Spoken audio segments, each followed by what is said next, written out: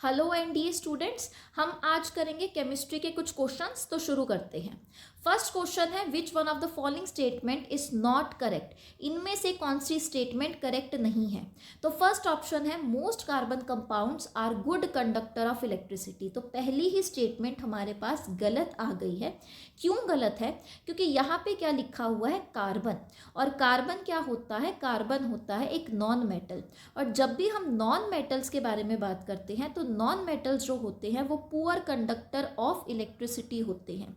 All दो हमें यहाँ पे देखने को मिलेगा कि कार्बन का एक एलोट्रॉप होता है जो होता है ग्रेफाइट। ग्रेफाइट जो है वो गुड कंडक्टर ऑफ इलेक्ट्रिसिटी होता है, लेकिन यहाँ पे ग्रेफाइट इसकी एक एक्सेप्शन बन जाती है क्योंकि हमारे जो नॉन मेटल्स होते हैं वो पुअर कंडक्टर ऑफ इलेक्ट्रिसिटी होते हैं। तो कार्बन भी पुअर कंडक्टर ऑफ इलेक्ट्रिसिटी ही होगा, गुड नहीं होगा। तो जिसकी वजह से ये स्टेटमेंट गलत हो गई है। दूसरी स्टेटमेंट भी एक बार देख लेते हैं। सेकेंड स्टेटमेंट है अपने पास, bonding in organic compound is covalent. तो जब भी हम ऑर्गेनिक कंपाउंड्स के बारे में बात करते हैं, यानी कि कार्बन के कंपाउंड्स के बारे में बात करते हैं, तो वहाँ पे हमें जो बॉन्डिंग देखने को मिलती है वो कोवलेंट देखने को मिलती है। ये स्टेटमेंट हमारी बिल्कुल ठीक है। कोवलेंट बॉन्डिंग में क्या होता है? कोवलेंट बॉन्डिंग में हम बात करते हैं शेयरिंग ऑफ इलेक्ट्रॉन्स के बारे में। ठीक है। थर्ड ऑप्शन है, graphite is used as a lubricant. तो ये स्टेटमेंट भी हमारी बिल्कुल ठीक है। देखो, ये जो ग्रेफाइट होता है वो कार्बन का एक एलोट्रॉप होता है। यहाँ पे हम क्या बोलते हैं कि ग्रेफाइट की ना अलग अलग लेयर्स प्रेजेंट होती है। ठीक है। यहाँ पे मान लो ये है एक लेयर, फिर यहाँ पे नीचे एक और लेयर हमें देखने को मिलेगी।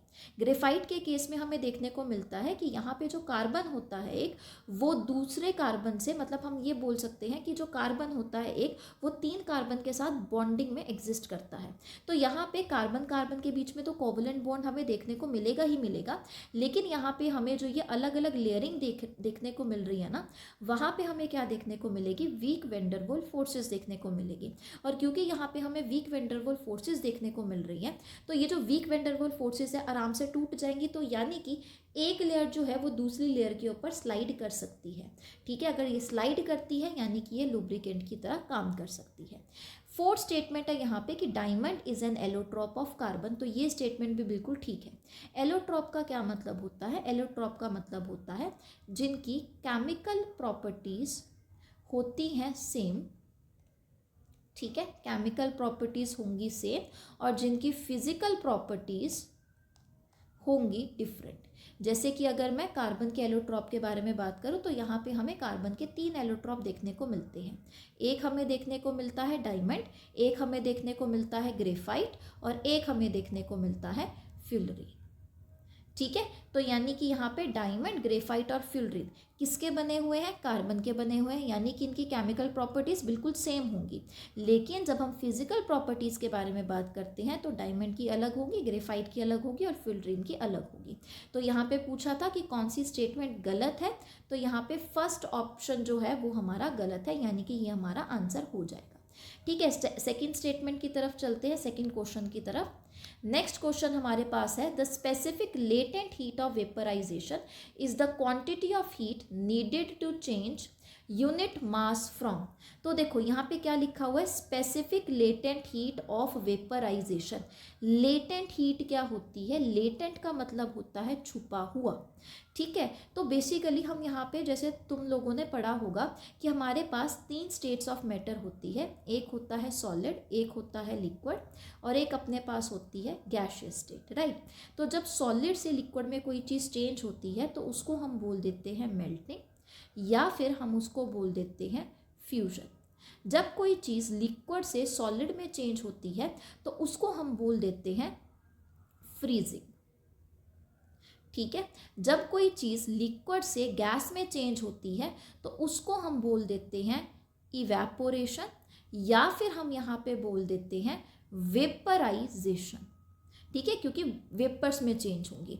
और अगर मैं बात करूँ गैस से लिक्विड की तरफ तो उसको हम बोल देते हैं कंडेंसेशन। अगर कोई चीज़ सॉलिड से गैस में चेंज होती है तो उसको हम बोल देते हैं सब्लिमेशन। और अगर कोई चीज़ गैस से सॉलिड में चेंज होती है तो उसको हम बोल देते हैं डिपोजिशन। तो यहाँ पे हम क्या बात कर रहे होते हैं कि यहाँ पे जो टेम्परेचर है वो अनचेंज रहेगा। अनचेंज क्यों बोल देते हैं हम यहाँ पे, क्योंकि यहाँ पे हम अलग से इसको हीट नहीं दे रहे। मान लो तुम लोग कपड़े सुखा रहे हो, कपड़े सुखाने जो तुमने रखे हुए हैं, क्या तुम अलग से टेम्परेचर चेंज करवा रहे हो वहाँ पे? नहीं, टेम्परेचर तो वही रहेगा। यहाँ पे कपड़े क्या करेंगे, कपड़ों में जो पानी है वो जो छुपी हुई हीट है हमारे अराउंड पे उसको एब्जॉर्ब करेगा और उसकी हीट लेके वो वेपर्स में चेंज हो जाएगा। ठीक है, यानी कि उस हीट को हम क्या बोलते हैं, लेटेंट हीट बोल देते हैं। और यहाँ पे हम अलग से टेम्परेचर नहीं दे रहे, इसलिए हम बोल देते हैं कि विदाउट चेंजिंग अ टेम्परेचर। तो देखो यहाँ पे क्या लिखा हुआ है, वेपराइजेशन, यानी कि वेपर्स में चेंज हो रहा है। क्या वेपर में चेंज हो रहा है? लिक्विड से जब कोई चीज़ गैशियस फॉर्म में चेंज होती है तो उसको हम बोल देते हैं वेपराइजेशन। तो लेटेंट हीट ऑफ वेपराइजेशन का क्या मतलब होगा कि यहाँ पे मेरा जो सब्सटेंस है वो लिक्विड से वेपर में चेंज हो रहा है और यहाँ पे टेम्परेचर का चेंज नहीं होगा, यानी कि बी स्टेटमेंट जो है यहाँ पे वो हो जाएगी करेक्ट। ओके, नेक्स्ट क्वेश्चन करते हैं। नेक्स्ट क्वेश्चन है, evaporation from the surface of a given liquid takes place more rapidly when.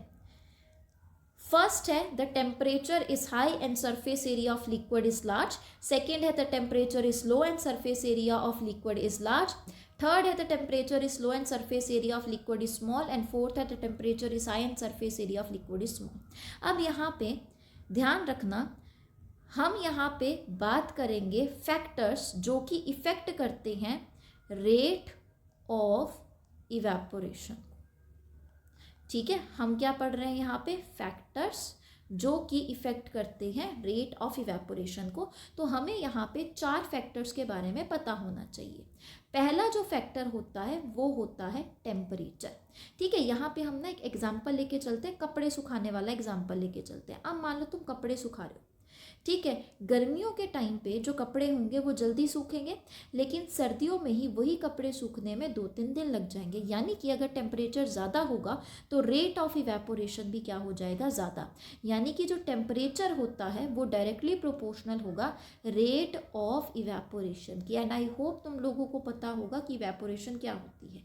Evaporation का मतलब होता है जब कोई चीज़ लिक्विड से गैस में चेंज होती है। ठीक है, सेकेंड यहाँ पे जो हमारे पास फैक्टर आता है वो आता है सरफेस एरिया। अब देखो सरफेस एरिया के हिसाब से हम कैसे बात करेंगे। मान लो पानी गिर गया, ठीक है, पानी जब गिरेगा उसको सूखने में टाइम लगेगा, लेकिन अगर तुमने उसी पानी को वाइपर से पूरा का पूरा फैला दिया तो वहाँ पे सरफेस एरिया बढ़ गया।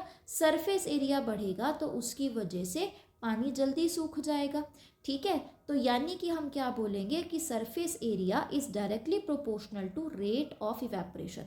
कपड़े वाला एग्जांपल भी ले सकते हैं। अब जो हम कपड़े सुखा रहे होते हैं वो कैसे पूरा खोल खोल के रखते हैं ना वहाँ पे। ऐसा तो है नहीं कि बाल्टी से तुमने कपड़े उतारे और तुमने वैसे के वैसे टांग लिए। सूखने में टाइम लगेगा उस चीज़ के अंदर, लेकिन जब तुम खोल खोल के उन कपड़ों को डालोगे तो वहाँ पे सरफेस एरिया ज़्यादा हो गया, यानी कि रेट ऑफ इवेपोरेशन भी ज़्यादा हो जाएगा। तीसरी चीज़ हम बात करते हैं विंड स्पीड के बारे में। अब देखो मान लो 2 रूम्स हैं, ठीक है, यहाँ पे भी पोछा लगाया, इधर भी पोछा लगाया। ठीक है, अब एक कमरे में क्या कर दिया, फ़ैन को ऑन कर दिया, फ़ैन की स्पीड यहाँ पे तेज़ कर दी। तो कौन सा कमरे में जो पानी होगा वो जल्दी सूखेगा, जहाँ पे फ़ैन की स्पीड ज़्यादा है ना, वहाँ पे जल्दी सूख जाएगा। यानी कि अगर विंड स्पीड ज़्यादा होगी तब भी रेट ऑफ इवेपोरेशन ज़्यादा होगा, यानी कि ये भी इसके डायरेक्टली प्रोपोर्शनल हो जाएगा। फोर्थ हम बात करते हैं ह्यूमिडिटी की।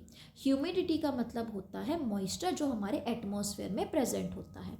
तो अगर हम ह्यूमिडिटी के हिसाब से बात करते हैं तो हम बोलते हैं कि अगर ह्यूमिडिटी ज़्यादा है, यानी कि हमारे एटमॉस्फेयर में ऑलरेडी वाटर का कंटेंट यानी कि मॉइस्चर ज़्यादा है, तो क्या वहाँ पे और पानी आना चाहेगा, नहीं आना चाहेगा। यानी कि अगर ह्यूमिडिटी ज़्यादा होगी तो रेट ऑफ इवेपोरेशन हो जाएगा कम, यानी कि ह्यूमिडिटी और रेट ऑफ इवेपोरेशन जो है वो एक दूसरे के इन्वर्सली प्रोपोर्शनल होंगे।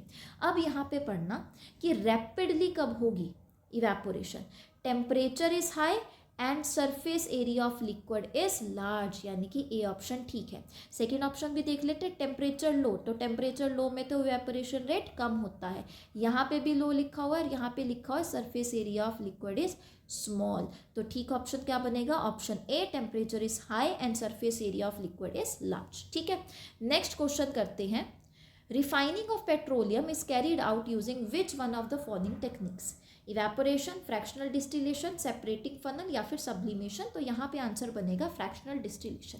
क्यों बनेगा, देखो फ्रैक्शनल डिस्टिलेशन का क्या मतलब होता है कि मेरे पास कोई मिक्सचर पड़ा हुआ था, उस मिक्सचर को मुझे उसके कंपोनेंट्स में अलग अलग करना है और उस मिक्सचर को मैं अलग अलग कैसे करूँगी, फ्रैक्शन में कैसे लेके आऊँगी, हीट करके।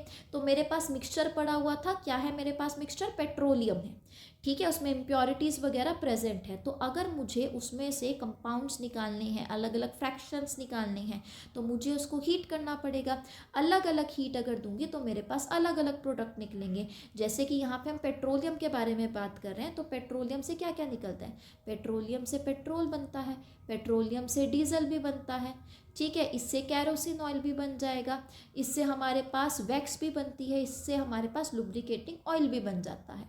ठीक है, तो यानी कि हम यहाँ पे क्या कर रहे हैं, हीट दे रहे हैं और हीट से हम इस मिक्सचर को अपने अलग अलग कंपोनेंट्स में चेंज कर रहे हैं। तो इसलिए हम इस प्रोसेस को बोलते हैं फ्रैक्शनल डिस्टिलेशन, जो कि हमारा आंसर होगा। नेक्स्ट क्वेश्चन की तरफ बढ़ते हैं, which one of the following is a chemical change. तो देखो, एक हमारे पास होता है फिजिकल चेंज और एक हमारे पास होता है केमिकल चेंज। इन दोनों में फ़र्क क्या होता है, जब भी हम बात करते हैं फिजिकल चेंज के बारे में, तो फिजिकल चेंज जो होता है वो रिवर्सिबल होता है, यानी कि उसको हम दोबारा से चेंज कर सकते हैं। मान लो मेरे पास एक पीस ऑफ पेपर है, उसको मैं इस तरीके से क्रम्बल कर लूँ, पूरा का पूरा रहेगा तो वो क्या, पीस ऑफ पेपर ही रहेगा, मैं दोबारा से उसको ठीक कर सकती हूँ, है ना।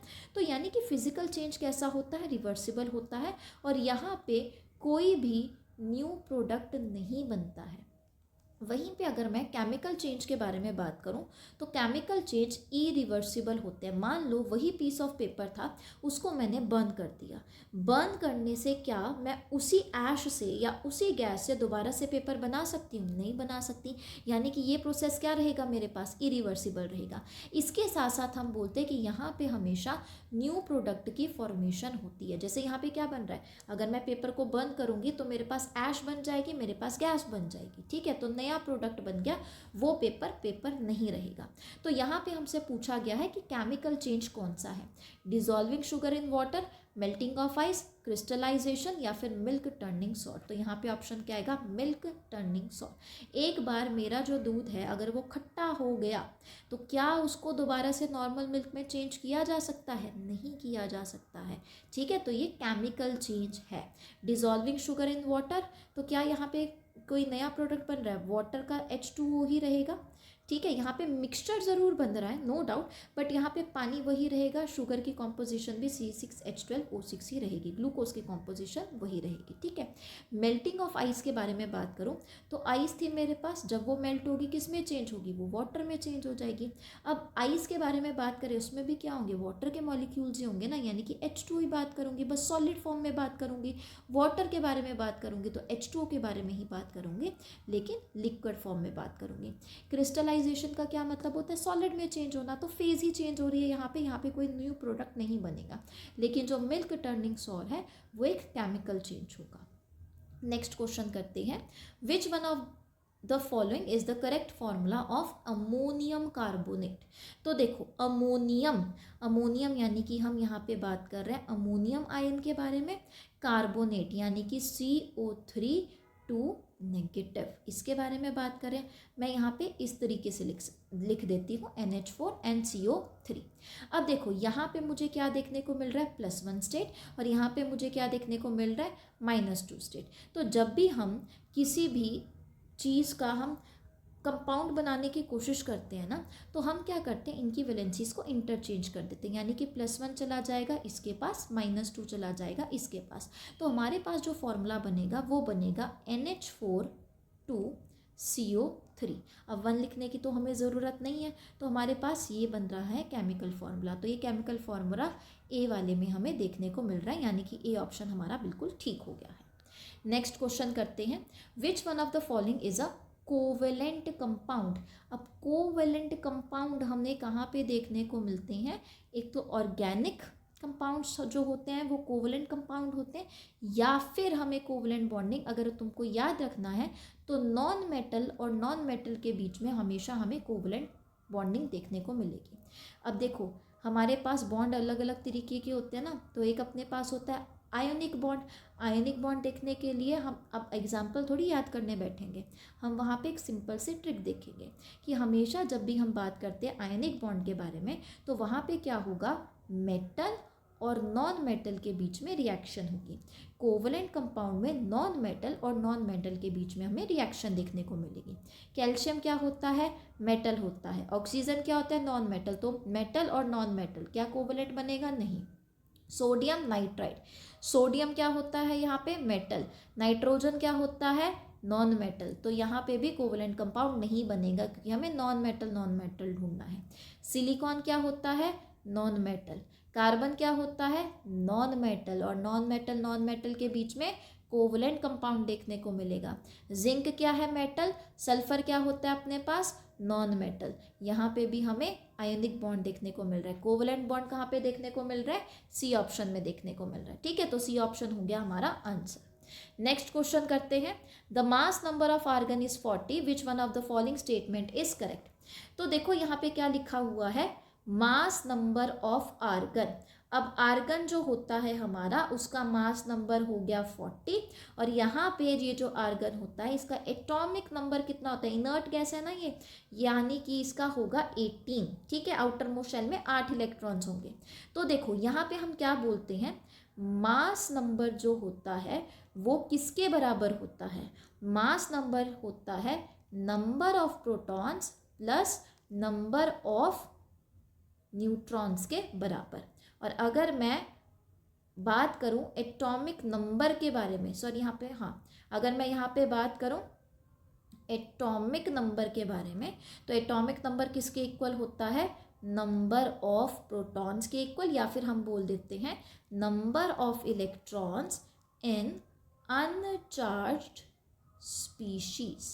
अब देखो अनचार्ज स्पीशीज क्यों बोला हम लोगों ने, जैसे मान लो मेरे पास है सोडियम, तो ये जो सोडियम है इसका एटॉमिक नंबर कितना होता है अपने पास, 11 होता है, यानी कि इसके अंदर प्रोटॉन्स कितने होंगे, 11, इलेक्ट्रॉन्स कितने होंगे, 11 होंगे। लेकिन अगर मैंने यहाँ पे चार्ज ऐड कर दिया, यानी कि मैंने यहाँ लिख दिया Na पॉजिटिव, अभी भी इसका एटॉमिक नंबर कितना रहेगा, 11 ही रहेगा, यानी कि प्रोटॉन का नंबर कितना है, 11।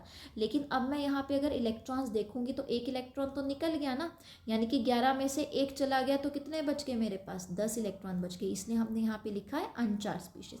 अब यहाँ पे ऑप्शंस पढ़ते हैं, the number of proton in argon is 22। ठीक है, अब देखो यहाँ पे हमने क्या बोला, एटॉमिक नंबर किसके इक्वल होता है, नंबर ऑफ प्रोटॉन, यानी कि नंबर ऑफ प्रोटॉन तो इसमें कितने होने चाहिए थे, 18 होने चाहिए थे, यहाँ पे कितना लिखा हुआ है 22, तो ये गलत ऑप्शन हो गया। सेकंड है the number of neutrons in argon is 80। तो अगर मुझे नंबर ऑफ न्यूट्रॉन्स निकालने हैं तो मुझे क्या करना पड़ेगा, mass number minus number of protons, यानी कि 40 माइनस 18 करना पड़ेगा। क्या वो 18 आएगा, नहीं आएगा। ठीक है, अगर मैं देखूँ number of electrons in argon is 18, तो ये बिल्कुल ठीक हो गया, क्योंकि हमने क्या बोला, एटॉमिक नंबर किसके बराबर होता है, number of electron in अनचार्ज species, यानी कि सी ऑप्शन हमारा बिल्कुल ठीक हो गया। एक बार यहाँ पे भी देख लो last option, the sum of number of protons and electron in argon is 40। 40 यहाँ पे इलेक्ट्रॉन और प्रोटॉन का नंबर का सम नहीं होगा, वो sum of number of proton and neutron आना चाहिए था इलेक्ट्रॉन की जगह। ठीक है, तो यानी कि ये स्टेटमेंट भी हमारी हो गई गलत, सही स्टेटमेंट होगी हमारी C option, the number of electrons in argon is 80। Next question करते हैं, which one of the following is the correct order of valencies of elements, neon, silicon, nitrogen and magnesium. ठीक है, 2 मिनट रुको, इसको मिटा देते हैं, ये ऊपर की साइड से आ गया होगा, इसको इग्नोर करना। ठीक है, which one of the following is the correct order of valencies of element, neon, silicon, nitrogen and magnesium. तो देखो नियॉन के बारे में जब हम बात करते हैं तो इसके आउटर मोस्ट शेल में कितने इलेक्ट्रॉन होंगे, 0 इलेक्ट्रॉन। क्यों? क्योंकि नियॉन क्या होता है, नियॉन होता है एक इनर्ट गैस, ठीक है। यानी कि इसके आउटर मोस्ट शेल में हम बात करें तो 8 इलेक्ट्रॉन्स होंगे, यानी कि ना इसको कोई इलेक्ट्रॉन लेने की ज़रूरत है ना इसको कोई इलेक्ट्रॉन देने की ज़रूरत है। तो यानी कि इसकी वैलेंसी कितनी हो जाएगी, 0 हो जाएगी। अगर मैं सिलिकॉन के बारे में बात करूँ तो इसकी वैलेंसी होती है 4। अगर मैं नाइट्रोजन के बारे में बात करूँ तो इसकी जो वैलेंसी होती है वो होती है 3। इसके आउटर मोस्ट शेल में 5 इलेक्ट्रॉन होते हैं। ऑक्टेट कंप्लीट करना है, 5 है, 8 पूरे करने हैं, कितने इलेक्ट्रॉन चाहिए होंगे, 3 इलेक्ट्रॉन चाहिए होंगे ना, यानी कि वैलेंसी कितनी हो गई, 3 हो गई। मैग्नीशियम के बारे में बात करूँ तो मैग्नीशियम की कितनी होती है, 2 होती है। 2 इलेक्ट्रॉन ये दे देगा, 2 इलेक्ट्रॉन के देने से यहाँ पे इसका ऑक्टेट कंप्लीट हो जाएगा, ठीक है। तो +2 हम बोल देते हैं यहाँ पे, ठीक है।